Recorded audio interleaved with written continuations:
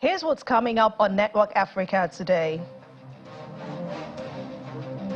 South Sudan President Salva Kiir fires police chief following reports of an attempted coup plot against him. UK Supreme Court rules British government's plan to send asylum seekers to Rwanda unlawful.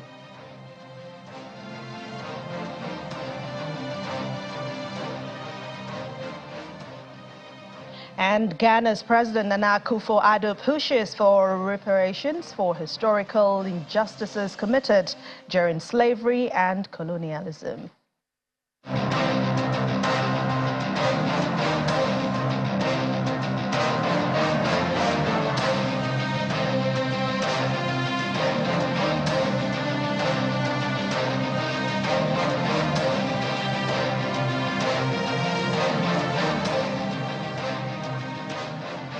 Hello and welcome to the program today. I'm Anne Nwawado. We begin in South Sudan, where there's been rumor of a coup attempt in the country that saw a crackdown on security officials. Well, the country's President Salva Kiir wasted no time in firing the police chief, Lieutenant General Atembea, following reports of an attempted coup plot against him. A new police chief, Lieutenant General Majak Malok, has now been appointed to replace Lieutenant General Biar. Leading professional officials downplayed that coup rumor that emerged over the weekend as President Kiir was on an official visit to Riyadh for the inaugural Saudi-Africa summit. Local media reports that 27 military and intelligence officials have now been arrested following the attempted military takeover. The United Kingdom Supreme Court has ruled that the British government's plan to send asylum seekers to Rwanda is unlawful. Supreme Court President Robert Reid noted that there was a risk asylum seekers, if deported to Rwanda, could be returned to their home country. It also cited Rwanda's poor human rights record and its past treatment of refugees as a factor in its decision. However, UK Prime Minister Rishi Sunak has put out a statement following that ruling, saying that the government will consider what steps to take next.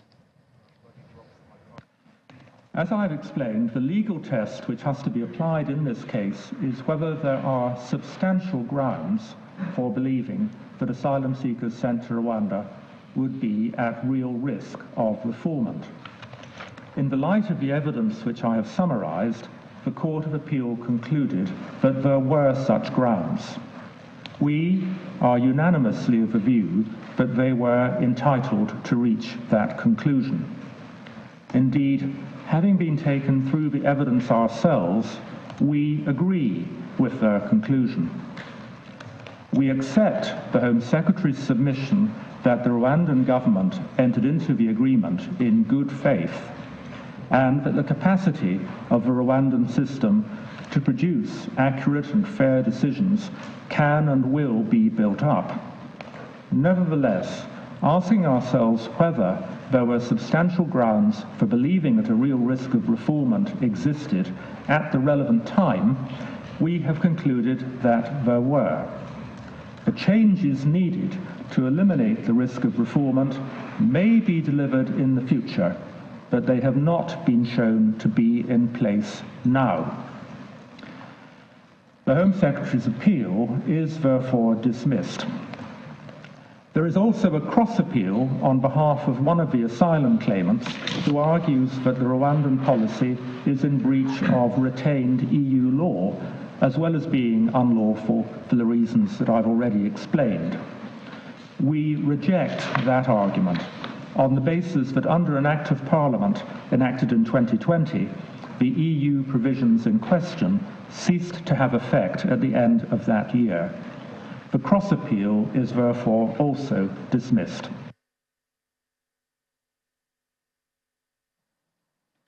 Meanwhile, the United Nations War Crimes Prosecutor has confirmed the death of a suspect over his alleged role in the 1994 Rwandan genocide. The suspect, identified as Alois Adimbati, was accused of having personally organized and directed the killings of thousands of Tutsis and faced multiple genocide charges. According to a statement by the UN prosecutors, Adimbati died in 1997 in Rwanda, and the exact circumstances of his death have still not been determined. The United Nations War Crimes Prosecutor is tasked with finding the remaining Rwandan genocide fugitives sought by a UN tribunal. In the past 3 years, the International Residual Mechanism for Tribunals have arrested 2 Rwandan genocide suspects, and they have confirmed the death of 4 others, including Dimbati. Ghana's President Nana Akufo-Addo has asked African and Caribbean leaders to unite in demanding reparations for historical injustices committed during slavery and colonialism, terming the action as a valid demand for justice. He says that Africa is owed reparations by countries that participated in slavery, as the practice has stifled Africa's progress. He made this known at an ongoing reparations conference in Ghana's capital, Accra, and was attended by leaders from African and the Caribbean nations. The conference seeks to build a united front and formulate a plan to guide African countries and the diaspora in pursuing these reparations. It is time for Africa, 20 million of whose sons and daughters had their freedoms curtailed and sold into slavery, also to receive reparations.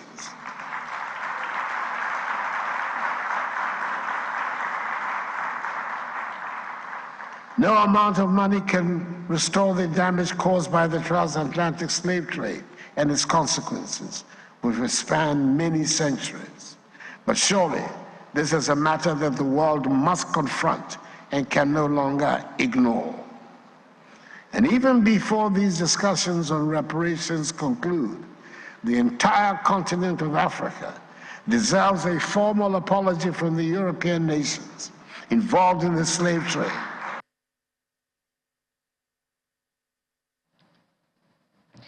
And thousands are fleeing renewed attacks in Ethiopia's Amhara region. Among them are farmers from the Bure area in the Amhara region who have crossed into neighboring Oromia region following the resumption of fresh attacks by the Fano militia group. According to residents in that area, the attack lasted for days and claimed dozens of lives. They also said 2 villages, that's Bako Tabo and Sontoma, were mainly targeted. Officials say 3,000 displaced people have taken shelter in schools, but that number is still increasing. However, Ethiopia's Human Rights Commission says it is going to investigate the attack. Meanwhile, it's good news for people of Ethiopia as the United States says that it will resume deliveries of food aid across the country, and that shall begin in December this year. This comes 6 months after aid delivery was suspended over corruption allegations. According to the U.S. International Development Agency, the aid resumption will be on a 1-year trial basis, adding that significant reforms will ensure that food supplies reached those who actually need them the most. Millions of Ethiopians face food shortages because of the effects of conflict and severe weather.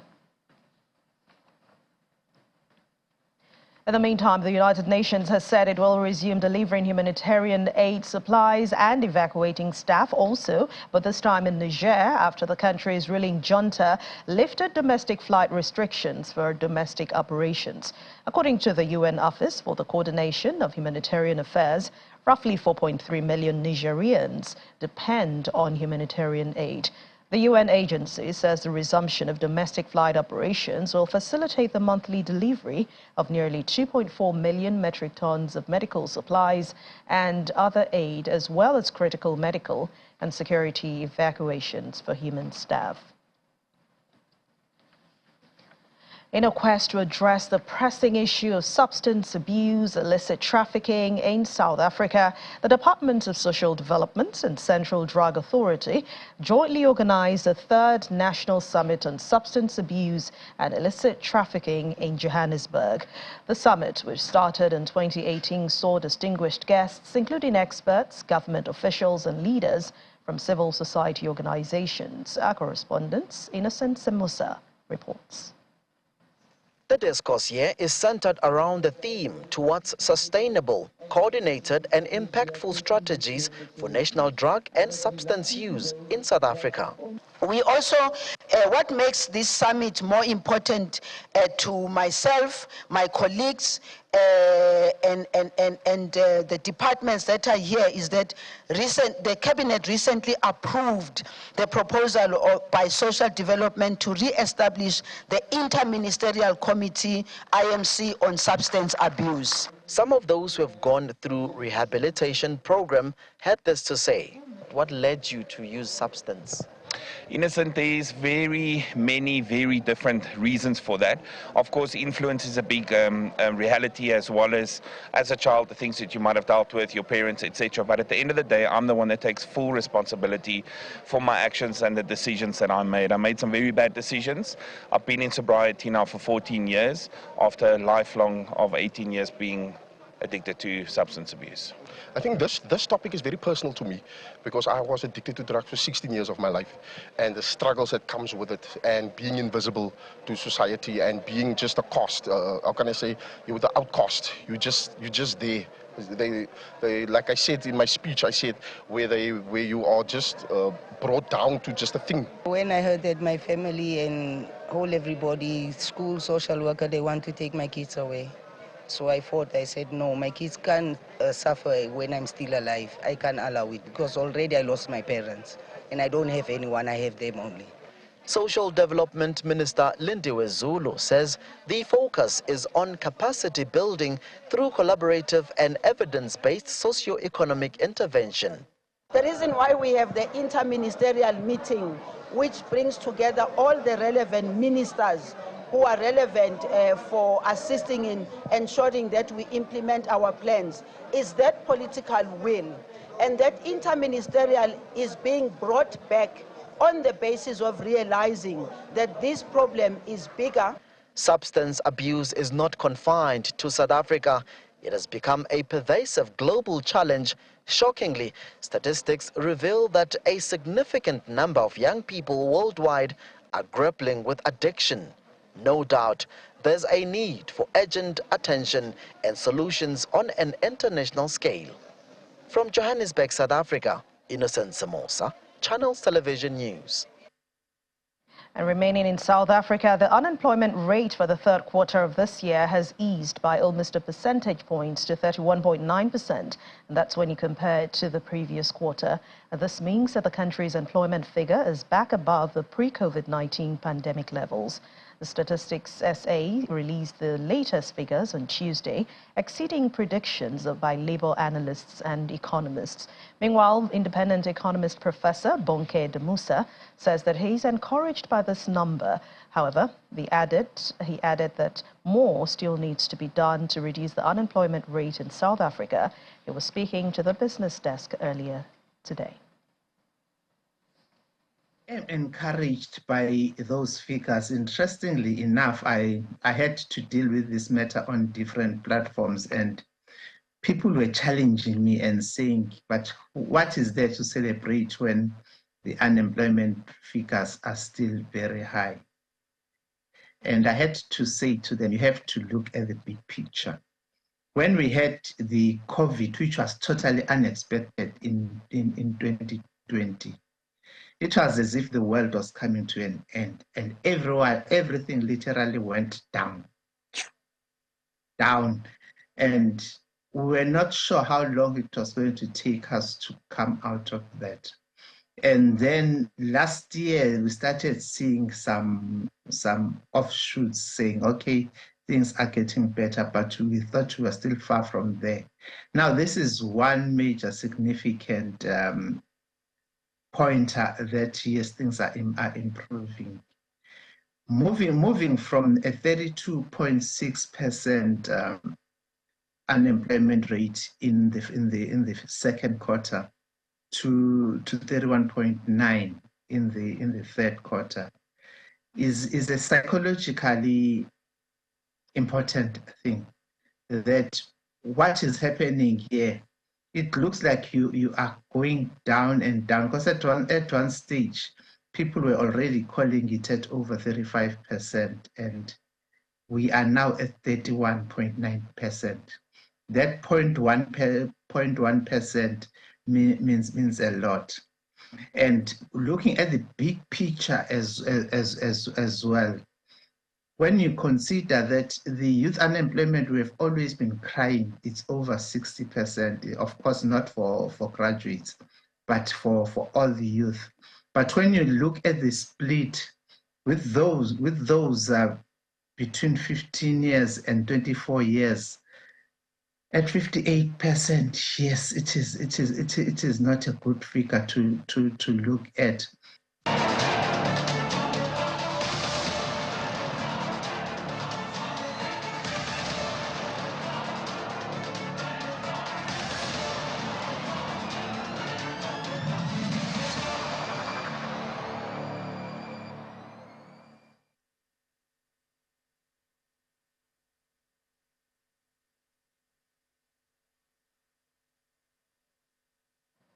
Welcome back. Ethiopian Jews marked the sieged festival in Tel Aviv on Monday. It is a sign of the community's desire to return to the land of Israel and reaffirm their connection with God in support with families and relatives of hostages in Gaza.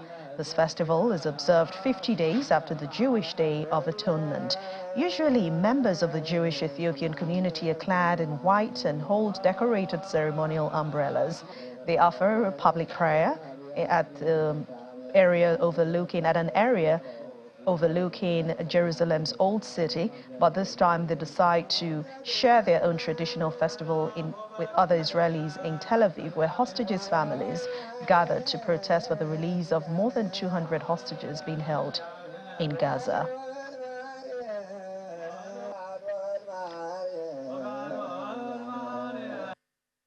Usually the Kesach deals only with prayers and only the connection with God. They not usually deal with other issues, but this is very important, so they came here and prayed a special prayer for the coming back of all the hostages.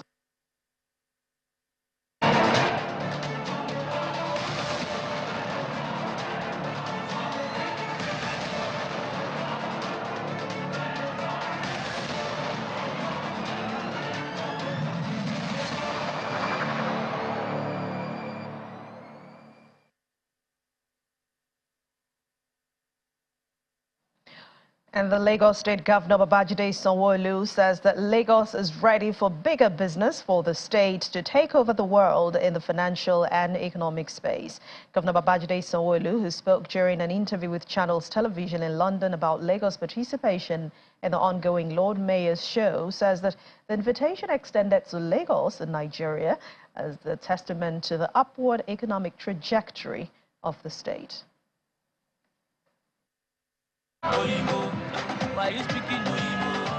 A display of culture on the streets of London.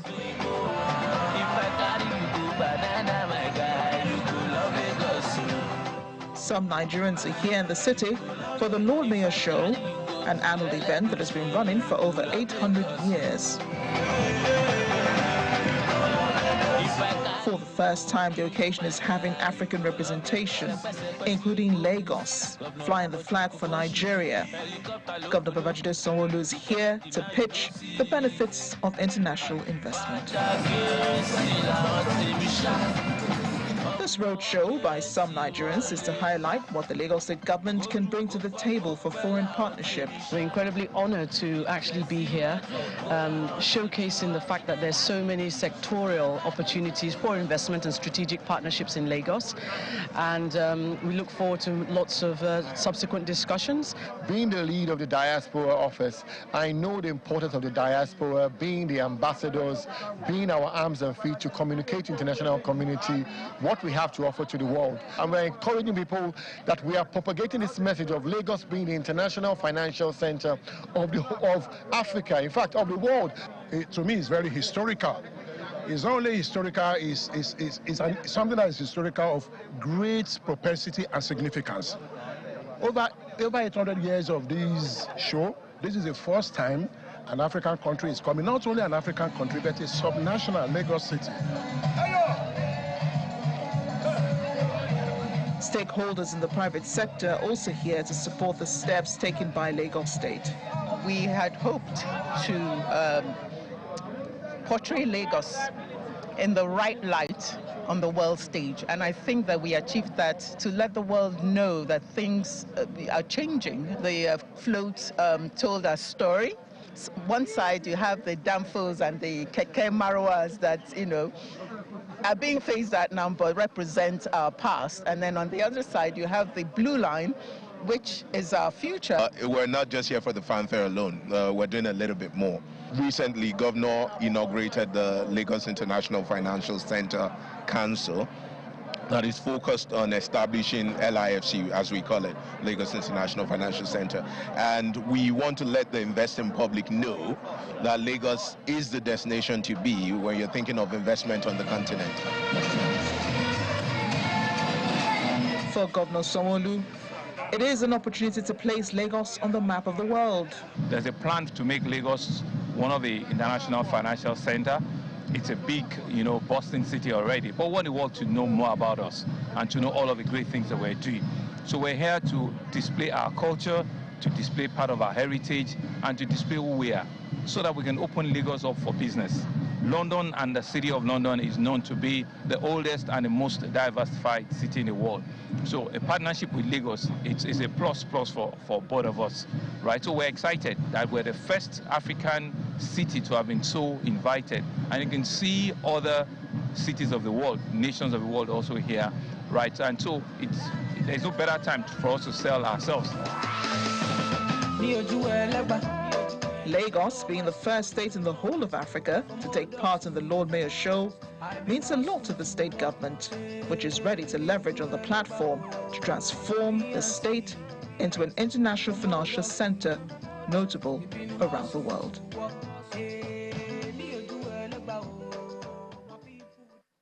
Let's take you back to South Sudan, where there's been rumor of a coup attempt in the country that saw a crackdown on security officials. Well, the country's President Salva Kiir wasted no time in firing the police chief, Lieutenant General Atem Bier, following the report of an attempted coup plot against him, and has been since replaced. And joining us now to talk more about this is Somalia parliamentarian and member of the Senate of the Federal Republic of Somalia, Senator Naima Hassan. Thank you very much, Senator Hassan, in Abuja studio, for joining us on Network Africa.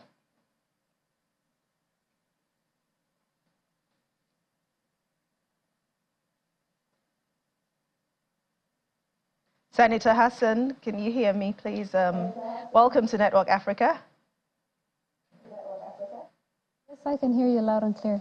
All right. What have you learned so far about the Nigerian system or the of governments?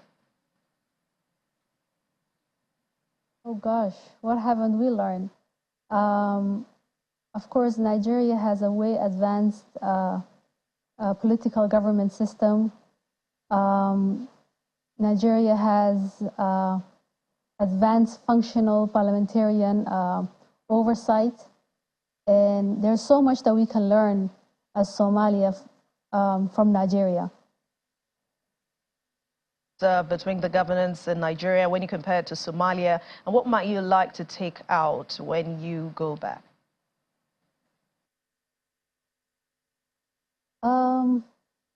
So much, actually. We have learned that actually Somalia is a little bit more advanced on the female representation of the parliament than Nigeria, and that is because of the Somalia pushes on the women quota. We have a seat that's mainly blocked for women, and only women can compete. And we push for the 30%.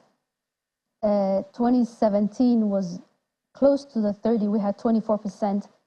In 2021, it was a bit less, but the plan is to push to the 30 with the help of course, the international community and the civil society organization and the government itself. The plan is to push to the 30%, and hopefully we'll reach that much. That's almost something happening in Rwanda too, where women are great in politics and we see the positive impact there. But how has this gender balance impacted your own society and the politics right there in Somalia? It's hard. Rwanda is one of the countries that we use as an example. But Somalia is getting there. Of course, we had a lot of conflict security-wise in the last 30 years, but we are overcoming slowly and surely.